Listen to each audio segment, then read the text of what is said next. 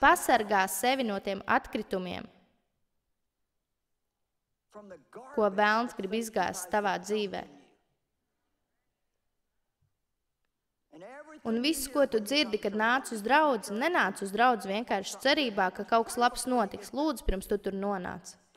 Lūdzu par mācītāju, lūdzu par slavētājiem. Nevajag vienkārši sēdēt un vienmēr gaidīt, ka viņi kaut ko izdarīs priekš tevis. Lūdzu par viņiem, liec viņiem pamanīt, ka tu novērtē viņus. Izdari nelielu garīgu darbu, pirms tu nāc uz šejieni. Paņem līdzi nedaudz vairāk naudas, zini, dažus 10 vai 20, un paskaties, vai ieraudzīsi kādu, kas izskatās, ka cieš, vai arī kādu, kam vajadzīgs iedrošinājums, vai arī atrod kādu vientuļu māmiņu un iedod naudu viņai, lai viņa var aizvest savus bērnus pusdienās.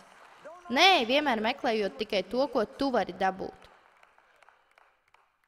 Es iešu un dabūšu savu svētību. Reizēm es tik ļoti nogurstu no tā. Es gribu, lai visi būtu svētīti, taču es gribu, lai tu būtu par svētību. Vai tu zini, ka ir labāk būt par svētību nekā tikt svētītam? Svētīgāk ir dot nekā saņemt. Āmen.